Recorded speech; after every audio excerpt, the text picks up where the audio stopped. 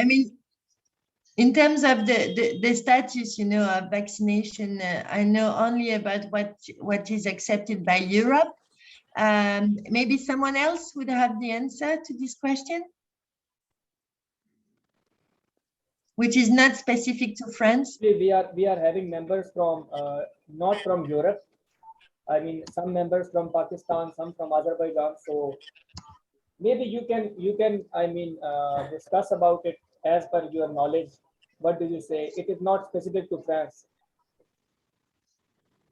Yeah, so I suppose that this decision to not accept the vaccination is a decision that has been taken at a higher level in the International Organization of Health, as you mentioned.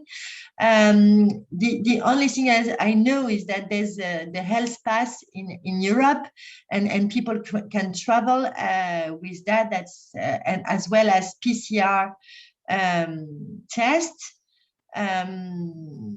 I don't know how is the situation with you with tests, but I would suppose that if people got vaccinated by Sino and it's not allowed, then if they add a test, then it should be possible for them to travel.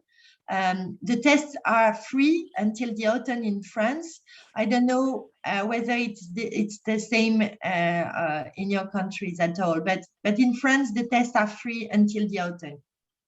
So I would like to add here something, that here in Pakistan also test is free. You can vaccinate 1 to 2 doses, recommended doses of Sinovac and other vaccines also. But the point here is that if we got vaccination, for example, Sinovac, so we will be only allowed to travel to China. If we are getting Pfizer, so we will be allowed to visit, other countries like Russia. If we are getting Moderna vaccine, we will be traveled to United States. So this is the problem here. And PakVac is our vaccine, Pakistan vaccine. So that vaccine of 1 dose is, applicable only in Pakistan. So this is the issue. For example, if someone is vaccinated by PakVac, how can he or she travel to France or Europe or any other country? So what will be the steps? Because WHO recommended only few vaccines, not all of them. So I think this is the problem here, we can say.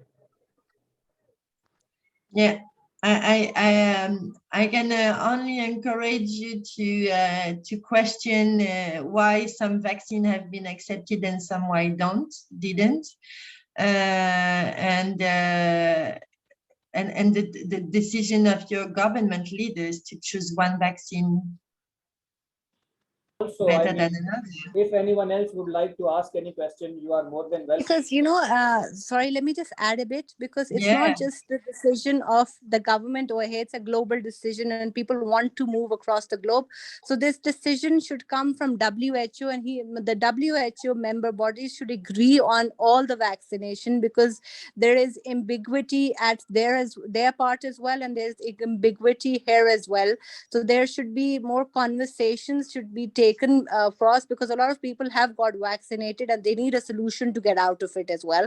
So this is something that needs to be addressed. Definitely, it absolutely needs to be addressed, and I can't believe that all populations are vaccinated with vaccines that has not been approved by the WHO. Yeah, so whenever you get an opportunity, so please highlight this issue, because a lot of people here in our country want to travel across the globe and they aren't able to just because of this vaccination. So that was my point. Thank you for raising the issue. Actually, I would be keen to share it in my networks. Yeah, so that was the main purpose, was to highlight this issue in front of you, and then obviously you can lobby it out around the world, because obviously it's sitting in exactly, so it's one of the stupid issues that we can observe. Yeah, let's say. Yes. So thank you. No, that was the whole purpose. Thank you. Thank you very much, Ms. Binish Khan, for your question. So, Ms. Yuli, I would like to ask one more question also, the last one, because we are also running out of time. So what do you think, I mean, what French people think about vaccine and about COVID-19? I mean, because we have seen some protests as well. People are marching outside the streets that, we are now no more, we will not stay at homes, because now, too many, I think 2.5 years passed in this COVID-19. So, people are so much bored and worried about this issue. So that is why, what do you think that French people, how French people take this COVID, and especially vaccination?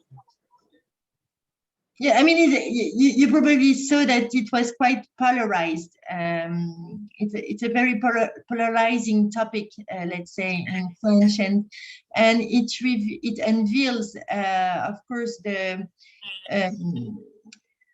for me the limitations of our leaders to observe the changes inside the population, inside the mindset of people. As I mentioned, the post Homo sapiens is really there. I mean, we with the internet, we really developed ourselves. We learned a lot. We get to access a lot of more knowledge, and of course there's all this, neuroscience research. I mean,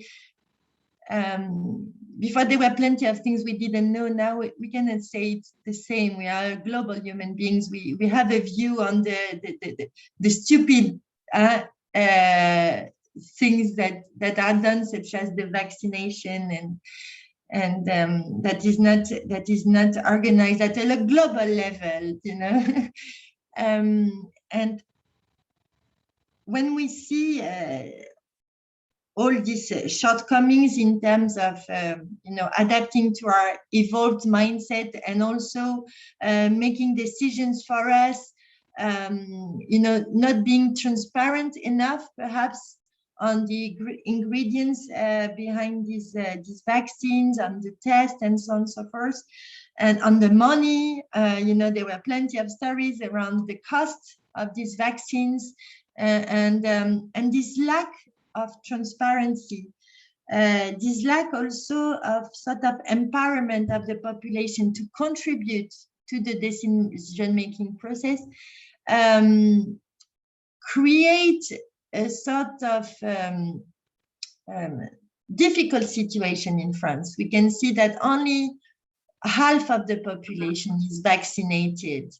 And we could see that the level of COVID is very high compared to United States or Spain. So the perception of the French population is one that Europe didn't do so well in terms of the vaccination campaign at the beginning, and it's only improving now. And there's clearly a perception of a sort of dictatorial approach to this crisis, and people don't like it. People don't like it. Of course, the protests, we can see it's a continuation of the Yellow Vest movement. Many were part of this first movement, but it's also growing with new type of people, the young generation, for instance, that has been unprioritized during this crisis, whereas, during years they were listening from the adult population, telling them that they are the elite. It's no longer this perception. So overall, I would say the perception is not so positive. Thank you very much, Ms. Yuli, for your answer. And for, we have other questions also, but we are, out of time, so we can't take all the questions right now. But thank you very much for your explanation. Same is the case across the world. We are also facing same situation here. So people are worried, bored. So they don't know what to do, how long this COVID will stay in our lives.